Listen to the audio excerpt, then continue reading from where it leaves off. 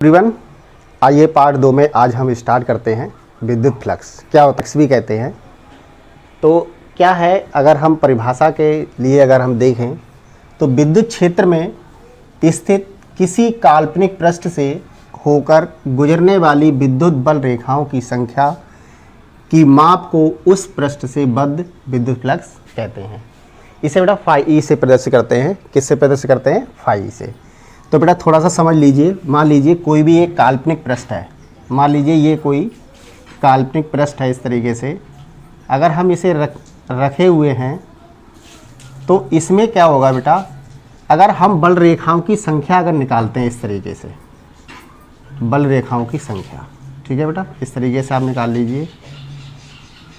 जब ये बल रेखाओं की संख्या है तो ये क्या है? ये विद्युत क्षेत्र है बेटा। यानी कि विद्युत क्षेत्र में स्थित किसी काल्पनिक पृष्ठ से, ये विद्युत क्षेत्र में एक काल्पनिक पृष्ठ रखा हुआ है, तो इससे होकर जितनी भी विद्युत बल रेखाओं की जो संख्या होगी वो हमारा क्या कहलाएगा? विद्युत फ्लक्स कहलाता है। अब बेटा अगर हम इसमें बात करें फार्मूला की, तो फार्मूला हमारा क्या निकल के आता है? तो phi E equal to E into D S. ठीक है बेटा, यहाँ पर जो संपूर्ण पृष्ठ है, डी ई का मतलब होता है विद्युत क्षेत्र और डी एस होता है हमारा एक छोटा सा भाग है। यहाँ पर इसका क्षेत्रफल ले लेते हैं तो इसका क्या होगा? ये संपूर्ण अवयव का है, यानी पूरे टोटल है ये। तो ये हमने क्या निकाला है? ये हमने निकाला है विद्युत फ्लक्स का फार्मूला बेटा। ठीक है, आपने एक फार्मूला पढ़ा होगा, मैथमेटिकल फार्मूला होता है बी डॉट ए।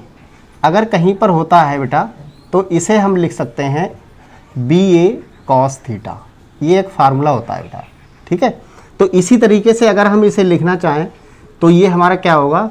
इस तरीके से हम इसे लिख सकते हैं E D S cos theta. ठीक है बेटा, क्योंकि ये हमारा क्या है? कॉस थीटा के बराबर है। किसके बराबर है? कॉस थीटा के बराबर होगा। थोड़ा सा और इसे मॉडिफाई कर लीजिए। अगर इसको हम बाहर निकाल दें ई और कॉस थीटा, ठीक है बेटा, यहाँ क्या बचा? D S. तो ये क्या होता है? अगर हम इसका समाकलन करते हैं, समाकलन का मतलब होता है संपूर्ण, पूरे का समाकलन, जोड़ना। अगर इसको हम क्या करें, अगर इसका हम फार्मूला अगर निकालते हैं तो डी एस का, तो ये बेटा होता है एस के बराबर। ठीक है, तो ये वैल्यू आप यहाँ लगा दीजिए तो हमें कितना मिल जाएगा इसका फार्मूला? फाई ई, इसको थोड़ा इस तरीके से लिख सकते हैं कॉस थीटा इंटू एस। तो इसको आप थोड़ा सा मॉडिफाई कर लीजिए, phi E equal to E S cos theta. ये हमारी बेटा फाइनल वैल्यू निकल के आती है विद्युत फ्लक्स में। ठीक है बेटे, किस में निकल के आती है?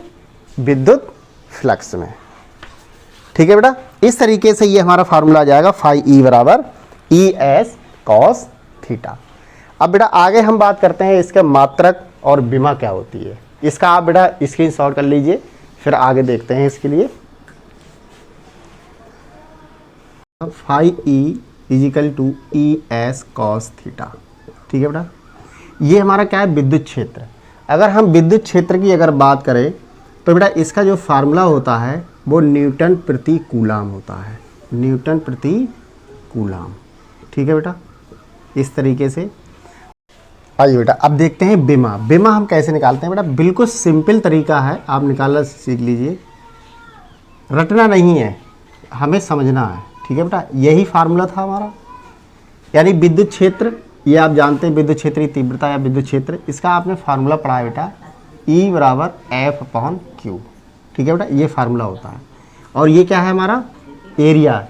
ठीक है, तो अगर हम इसे लिखेंगे तो एफ अपॉन क्यू लिख सकते हैं, एफ अपॉन क्यू और एस। ठीक है बेटा, कॉस थीटा से हमें कोई मतलब नहीं है।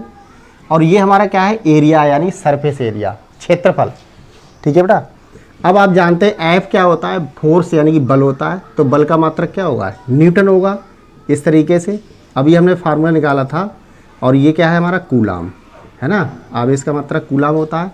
और ये हमारा क्या था? Meter square. इस तरीके से जो हमने अभी फार्मूला निकाला था, मात्रक जिसे कहते हैं। तो न्यूटन यानी बल का जो विमीय सूत्र होता है वो क्या होता है बेटा? mL_t-2 इस तरीके से। और कूलाम आवेश क्या होता है, A और T होता है। ये हमारी आवेश की विमा होती है। अब क्या बचा बेटा, ये मीटर स्क्वायर यानी कि L⁻²। ये बेटा हमारा फार्मूला होता है। इस तरीके से हम इसका विमीय सूत्र निकाल सकते हैं।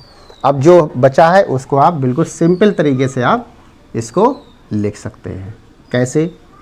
विमा क्या लिखेंगे विद्युत फ्लक्स की, M को आप ऐसे ही रखिए, ठीक है। L और L ये कितना हो गया, 1 यानी ये घात ये है और 2 ये है, तो L⁻3 हो गई। अब क्या बचा बेटा, T देखिए ये कितना है, -2 और यहाँ पर प्लस का है। अगर इसको ऊपर ले जाएंगे तो ये क्या हो जाएगा, -1 और -2, ये हो गया बेटा -3। ठीक है बेटे। अब क्या बचा, A और बचा है। A को आप ले जाइए ऊपर तो ये घात 1 पहुँच जाएगी। तो इस तरीके से जो हमारा फाइनल विमीय सूत्र निकल के आता है विद्युत फ्लक्स का बेटा, वो कितना होगा, mL⁻3 T⁻³ और A⁻1। ये हमारा बेटा बिल्कुल बीमा का जो विद्युत फ्लक्स का विमीय सूत्र होता है वो हम इस तरीके से इसे सॉल्व कर सकते हैं। ठीक है बेटा। आप इस तरीके से जो बहुत छोटा सा टॉपिक है लेकिन ये है बहुत ही इंपॉर्टेंट। अभी 2019 की परीक्षा में ये पूछा गया था कि विद्युत फ्लक्स का मात्रक क्या होता है और विद्युत फ्लक्स की बीमा क्या होती है। ये बेटा एक नंबर में ऑप्शनल में भी आ चुका है ये क्वेश्चन, वेरी मोस्ट इंपॉर्टेंट, इसको आप लगा लीजिए। विद्युत फ्लक्स से हर साल एक ना एक क्वेश्चन आपको जरूर मिलता है। ठीक है बेटा। आज के वीडियो में यहीं तक, आगे नेक्स्ट टॉपिक के साथ फिर मिलेंगे। तब तक के लिए जय हिंद, जय Bharat.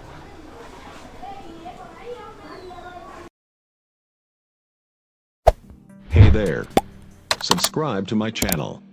And also press this bell icon.